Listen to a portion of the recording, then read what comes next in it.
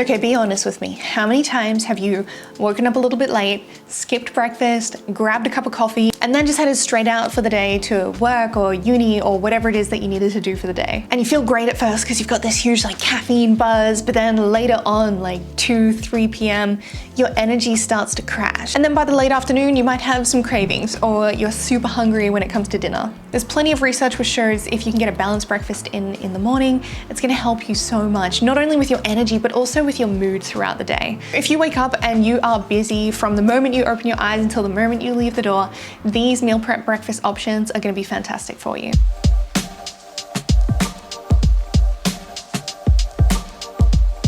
I've been on some kind of pancake kick lately.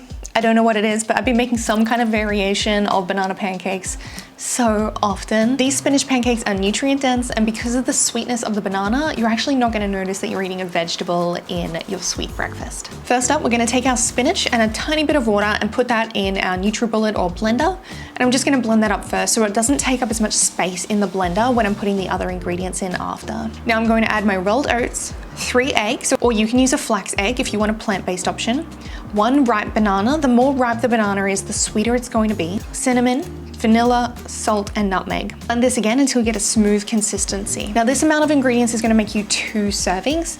I like to divide this amount up into 8 small pancakes, so 4 per serving. Once the pancakes are cooked, let them cool down before you store them in the fridge in an airtight container.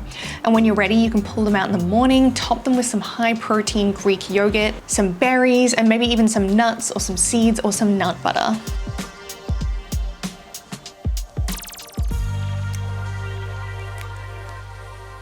Please don't judge me if my eyebrows look a bit funny. I got them re-tattooed on,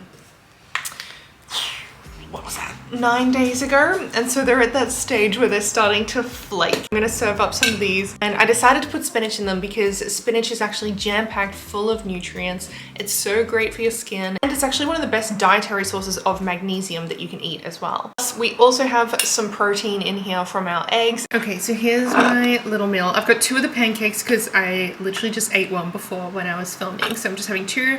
I've got some plain Greek yogurt, and I've actually mixed some vanilla into this just to give it a little bit of flavor. I decided to go for strawberries. These were frozen. I've just melted them, and that's why they look a bit funky. Then over here, I have a strawberry raspberry tea.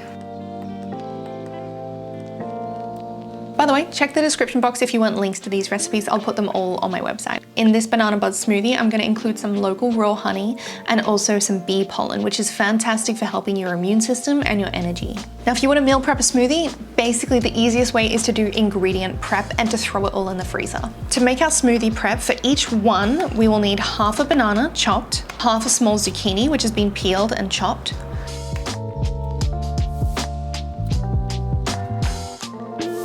a quarter of an avocado, and a quarter of a cup of raspberries. And what you can do is make individual packets or storage containers with these ingredients in them. And when it comes time to make your smoothie in the morning, we're just gonna add the rest of the ingredients and it will be ready to go in about a minute. So I'm gonna put these in my NutriBullet, and I'm also gonna combine it with 1 cup of unsweetened almond milk for the liquid. I'm going to use 100 grams of plain Greek yogurt to add some protein to it, half a teaspoon of honey, and then I'm also going to add in some bee pollen. And last but not least, also a tablespoon of chia seeds. Most of the fiber in chia seeds is soluble fiber, so it absorbs the water and becomes gel-like. And this is gonna help keep you satiated until your next meal. With the bee pollen, you wanna be careful, particularly if you have an allergy to bees. So start off with a tiny amount, like literally like 1 or 2 of the granules. And you'll wanna build up your tolerance to it just to be sure that you don't have any allergies. So sweet from all the fruit that we put in here. Plus we get a little bit of a serving of veg from the zucchini, which is super hydrating. And because there's bee pollen in here, it's got like a tiny little kick of honeycomb flavor, which I think is really nice. If you're in the opposite hemisphere to me and you're going into the cooler months, please try out this recipe.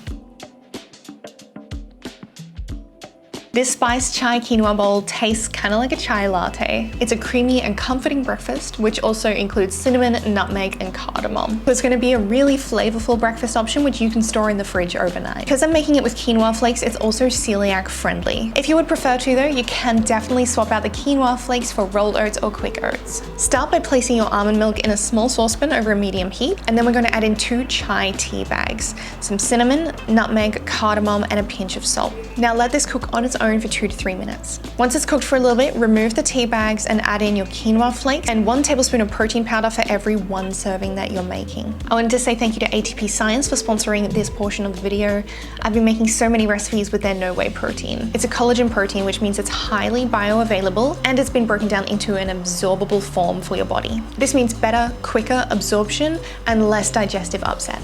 Now, the good thing about it being a collagen protein is that is the best form of protein to cook with, as it gels when it's mixed with a liquid. This makes the collagen protein an ideal healthy thickener that can be used in so many different kinds of recipes. I'm going to bring this mixture to a boil, and then after it's boiled, turn the temperature down and cook on a medium heat for 2 to 3 minutes. Make sure you keep stirring it regularly and the quinoa flakes will start to thicken, but we don't want it to stick to the bottom. When it's nearly ready, I'm going to add in some sugar-free maple flavored syrup and stir that through well while it's still on the heat. Okay, so now that it's time to serve these, I've got a few things that I'm going to top them with, but you can absolutely mix this up however you want. I'm going to use some melted blueberries, I've got some pumpkin seeds, some chia seeds, and also some cashew butter here. Quinoa is actually a lot higher in fiber and protein than most grains, which makes it a really great option for breakfast.